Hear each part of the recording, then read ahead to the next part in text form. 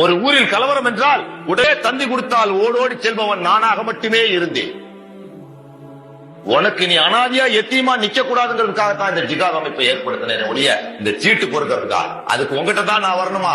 எனக்கு பதவி வேணும்னா நான் பாட்டுக்கு போயஸ் கார்டன்ல போய் ஒரு செகண்ட்ல வாங்கிட்டு போயிருந்தா. இன்னைக்கு என்னை விட மாஸ் புல்லிங் லீடர் கிடையாது. பின்னாடியே கருணாநிதியை துரத்தி அடிப்பண்டா.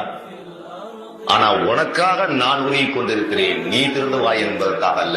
இந்த சின்ன சிறுவனுக்கு நாளைக்கு நல்ல உதாரணத்தை என் தலைவன் படைத்து விட்டு சென்றான் என்ற நல்ல உதாரணத்திற்காகத்தான் இணக்கம் போட்டு பல ஜாதி கட்சிகளை சேர்த்து தேவர் வாசரை, கொங்கு வேளாளர் நற்பணி மன்றம், ஆதி திராவிடர்கள், ஷெட்யூல்டு காஸ்ட், ஷெட்யூல்டு ட்ரைப், தாழ்த்தப்பட்டவர்கள், ஒடுக்கப்பட்டவர்கள், நசுக்கப்பட்டவர்கள், நம்மை போல் வஞ்சிக்கப்பட்டவர்கள், நம்பி ஏமாந்தவர்கள், முதுகில் குத்தப்பட்டவர்கள் அத்தனை பேரையும் சேர்த்து இன்னைக்கு சுமார் 3 கோடி மக்களின் கூட்டு.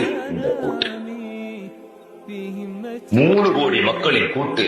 டாக்டர் நானும் கையை போட்டு தூக்கி நிற்கும் போது 3 கோடி மக்கள் அந்த கைக்குள் இருக்கிறார்.